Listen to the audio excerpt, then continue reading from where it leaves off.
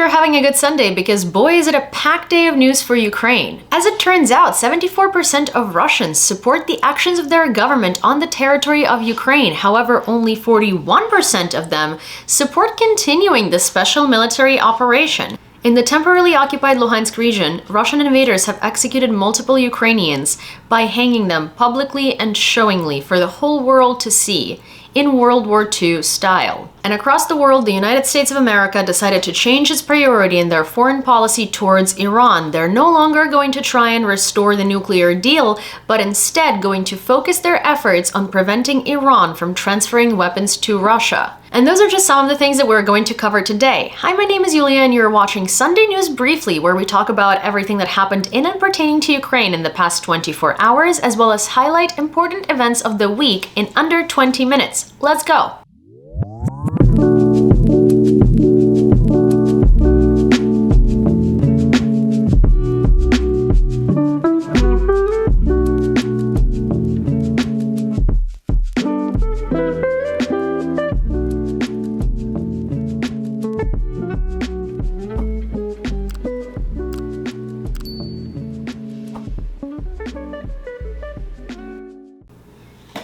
So let's recap the most notable events this week. All 30 NATO member states, including Hungary, that is notoriously pro-Russian, have agreed on the need to grant Ukraine a membership in the alliance. Following those news, a series of disturbing events happened in Europe, allegedly by the hands of Russia. Ukrainian embassies in Hungary, the Netherlands, Poland, Croatia, Italy, and Spain have received bloody packages containing animal tissues, including their eyes. Similar packages have also arrived in the Czech city of Brno, Italian city of Naples, and Polish city of Kraków. A day earlier, right before those incidents occurred, explosives were mailed to two embassies in Madrid, Spain, the Embassy of the United States and the Embassy of Ukraine, as well as to the Prime Minister of Spain, their Air Force, and also to an arms manufacturer that delivers weapons to Ukraine. An employee of one of the embassies was injured as he was the one who opened the envelope. So far, those are the only casualties reported, and the police in different countries is in on the investigation. Ukrainian Foreign Minister Dmytro Kuleba came out with a statement and said that this is an orchestrated, large-scale campaign of terror against Ukraine. He speculated that the aim was to intimidate us. The exact meaning of these messages haven't been deciphered yet, but experts are working on it. Meanwhile, unconfirmed, yet the news came out that in Russia there were 60 bodies of dogs with their eyes taken out, discovered in a mass grave in a far remote area of Russia. Based on that information, a lot of people are speculating that Russia or Russian supporters are behind this campaign. It later became known that the Ukrainian representative to the Vatican came back to his Rome residence only to discover that the entrance to his home has been smeared in what looked and smelled like animal feces. Meanwhile, on the other side of the world, Alex Jones interviewed Kanye West, hoping to clarify the latter's recent statements on his kinship to Hitler. Alex Jones said, well, it's a different story when you like his Hugo Boss uniforms, and it's a different story to say that you actually like the man, to which Kanye West responded, no, I love lots of things about Hitler. In that same interview, he also stated that he's incredibly pro-Russian and pro-Putin and supports the Russia's actions in Ukraine.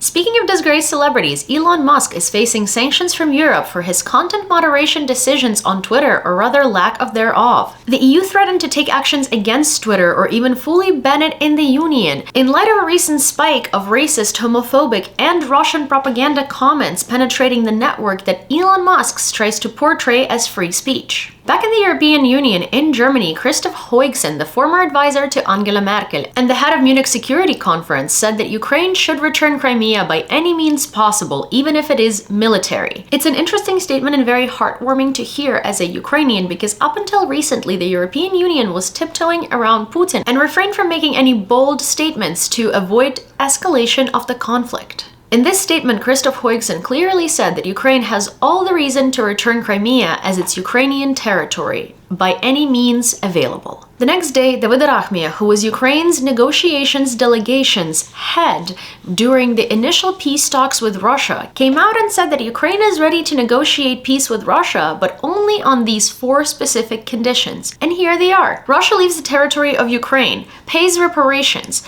punishes all war criminals, and voluntarily surrenders its nuclear arsenal. After that, Ukraine is ready to sit at a table and negotiate with Russia security guarantees. We all know that Russia is not going to accept those conditions, and they only negotiate when they have an upper hand, which they don't in this case because their military is losing drastically. The reason why I think Ukraine put forth these conditions is because they want to show to the world the hypocrisy that Russia is. As you might remember, in 1994, Russia was one of the signees of the Budapest Memorandum that guaranteed Ukraine's territorial integrity in exchange for the country giving up its nuclear arsenal, but Russia attacked anyway. And I'm guessing Russia is not going to be swayed by that because they know that a piece of paper means nothing when it's signed by Russia. Here is everything you need to know that happened in the past 24 hours. So as I stated earlier, 74% of Russians actually support the actions of their government in Ukraine, but only 41% of them think that the special military operation needs to continue. This is reported by the American Institute for the Study of War, a DC think tank, and they cite their sources as coming from the independent Russian sociological study center, Levada. So here is the deal with that. Russians do largely support the war in Ukraine, aka they don't mind the genocide that is happening. What they do mind, evidently based on these numbers, is their own people dying for the cause on the front lines. As we know, most Russian soldiers don't have proper gear. Most Russian soldiers don't have proper weapons. Their weapons are rusty and from World War II. Best case scenario.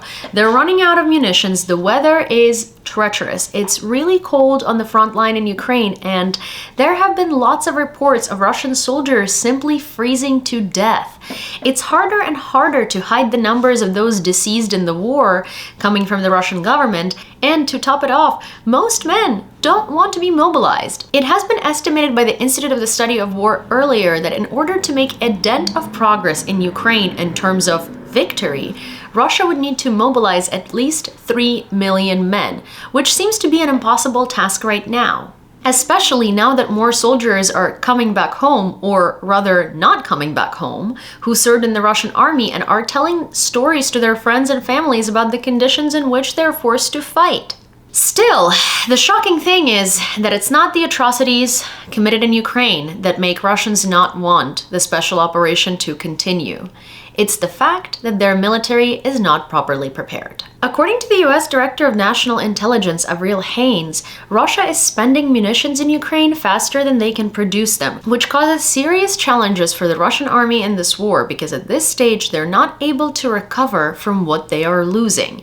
This statement coming from her, although unrelated, gives further clarification to the previous report from the Institute of the Study of War. Speaking of Russia resupplying their weapons, as we might know, Russia has been purchasing kamikaze and Shahed drones from Iran. However, those drones are not performing very well in winter conditions as they were developed in a country that doesn't face those. So Russians not only are running out of those and aren't able to replenish them fast enough, but also can't really use them due to their faulty characteristics. In lieu of that, the United States of America has changed its foreign policy priority towards Iran, and they're no longer seeking to renew the nuclear deal. They're now seeking to focus their efforts on preventing the supply of Iranian weapons to Russia. US Special Representative for Iran Robert Malley said this: Iran is not interested in a nuclear deal, and we are focused on other things. Right now, we can change the situation by trying to contain and disrupt the supply of weapons to Russia and trying to support the fundamental aspirations of the Iranian people.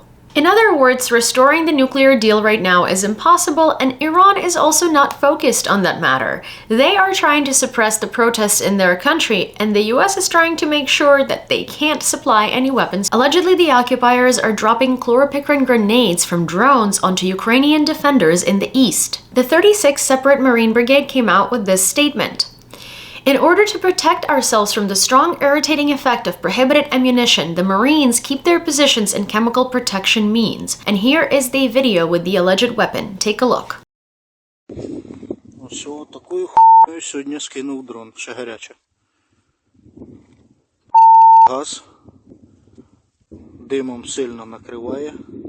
Other units of the Ukrainian military across the English Channel have now finished their 2022 military exercises in the UK. The training has been taking place since midsummer in coordination with the British Army. Meanwhile, back home, our defenders managed to destroy over 20 military bases of the invaders in the temporarily occupied territories of Zaporizhia alone, and that information is coming from the mayor of Melitopol, Iran Fedorov. Meanwhile, Russians managed to shell Nikopol in Dnipropetrovsk region 5 times already, starting from this morning. There was major destruction, one person was killed, and further details are being clarified. The one thing we know for sure is that Nikopol has been steadily shelled every day so far. Russia has also deployed 21 ships carrying missiles, including Caliber, to the Black Sea. And as we know, that normally means that they're preparing for a massive shelling campaign on Ukraine. And in order to illustrate for you what Russian missiles are able to do, I want to show you this photo. What you just saw, the scale of what you just saw, these are just fragments and leftovers of shells and missiles that Russia has launched only on Kharkiv since February 24th, aka the beginning of the full-scale invasion. Just think about it. It's such a visualization of the amount of terror that has unleashed on one city alone. A couple of hours ago, major explosions were also recorded in Kryvyi Rih, but no information is available about it so far. Kryvyi Rih is the city where Volodymyr Zelensky, the president of Ukraine, was born and raised. And 2 volunteers were blown up on a mine while fulfilling their mission of bringing fresh bread and food to Izium. Tragedy occurred in Kherson region. A 65-year-old woman was wounded and later died while crossing the Dnipro River on boat trying to flee from the Russian occupation. They got caught up in automatic gunfire. Fortunately, her husband survived and was not injured. And since we are talking about the destruction of Ukraine by Russia and just covered all of the missile strikes that occurred today alone, the president of the World Bank, Anna Bierda, has estimated that full reconstruction of Ukraine is going to cost €500 billion. The US Defense Secretary Lloyd Austin was really right in his recent statement accusing Russia of deliberate cruelty in its war in Ukraine. Here it is in his own words. With deliberate cruelty, Russia is targeting civilians and civilian objects. Russian attacks have killed children, destroyed schools, and hospitals. It's very interesting how Western people put it to words. They always basically describe a genocide, yet they never want to use the word. And in the best fashion of not wanting to use the word, an update is coming from the US Congress. US Secretary of State Anthony Blinken said that they're working on an alternative to recognizing Russia as a state sponsor of terrorism. Meanwhile, the rest of the world is working on recognizing Russia as a state sponsor of terrorism, which is what they are. And NATO Parliamentary Assembly, European Parliamentary Assembly have already recognized them as such. So did a number of other countries. Speaking of the European Commission, they have just prepared the 9th sanctions package against Russia to be adopted on December 12th. About 180 names are on the list, and this package is targeting banks, media, and technology. Given how strong Russia is in their propaganda, aka media sector, and how strong they are in imposing that propaganda, aka Russian troll farms in technology sector, this is a sanctions package that should have been imposed a very long time ago.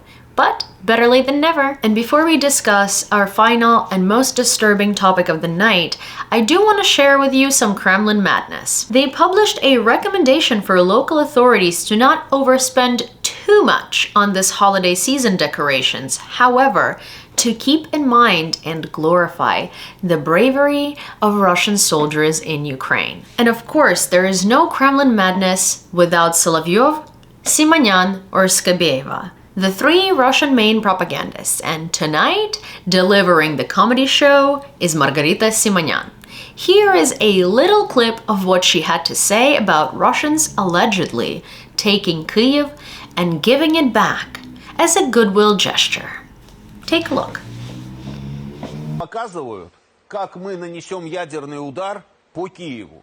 Прям в подробностях показывают, там мощность бомбы какая-то там сумасшедшая там и так далее, да. Мы никогда не нанесем ядерный удар по Киеву. Они это говорят. Никогда. А они это показывают. Абсолютно исключено. На кого тогда это рассчитано? Вот это абсолютно исключено. На кого это рассчитано по нескольким причинам. Причина вторая.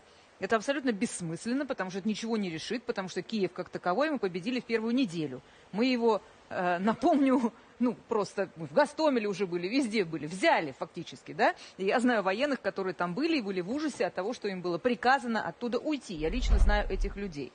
Мы сражаемся, начиная с начала марта, не с Киевом, а сражаемся с Западом. Тогда с какого рожна нам бросать ядерную бомбу на Киев? Мы с Киевом, правда же, не воюем. И все это происходит... Вы задаете, Маргарита Симоновна, не из Киева. Это причина вторая. Логичные вопросы, которые, собственно, логикой подсказаны. Это исключено. Никакой Киев мы бомбить не будем никогда. Потому что есть причина первая. В Киеве расположены наши святыни. И никогда ни Владимир Владимирович, ни Сергей Кожугетович не примут решение о том, чтобы разбомбить Киево-Печорскую, например, лавру. Это просто исключено. А вот, например, в Вашингтоне наших святынь нет вообще. Даже в Лондоне ни одной нашей святыни нету. И в Берлине их нет. Я согласен. The world shook in horror when we found out that Russian soldiers have castrated a Ukrainian POW and then leaked the video of the process for the whole world to see. Then we were shocked when the Azov POWs came back from Russian captivity looking incredibly malnourished and none of their wounds were attended to. Today, Russian cruelty has outdone itself, as in the temporarily occupied region of Luhansk, Russian soldiers have hung Ukrainian civilians publicly with bags over their heads and with signs on their chest that said, in one of the cases, these men were collaborating with the armed forces of Ukraine, so death, and in the other cases, the traitors of the Luhansk people. You would think that the majority of Russian people would see this and be horrified, correct? Incorrect, because Russian Telegram channels quickly picked up the images and started boasting them among the Russian crowds. Not only were the captions of the original Telegram channel publishers glorifying this kind of violence, but their readers were basking in the death of these civilians as well. To echo today's decision on behalf of the United States to find an alternative to proclaiming Russia a state sponsor of terrorism, I think the world has so much to learn because we should not be seeking an alternative. These are civilians that were brutally murdered by a terrorist army commanded by a terrorist state and supported by a nation of terrorism. Unfortunately, this is the note that I'm gonna have to leave you on since that's all the news I have for you for today. If you enjoyed watching this video, please don't forget to like it, leave a comment, subscribe, and turn on all of your notifications so you know when the next episode comes out. And as always, check your news sources and don't fall for propaganda. And I'll see you on Wednesday.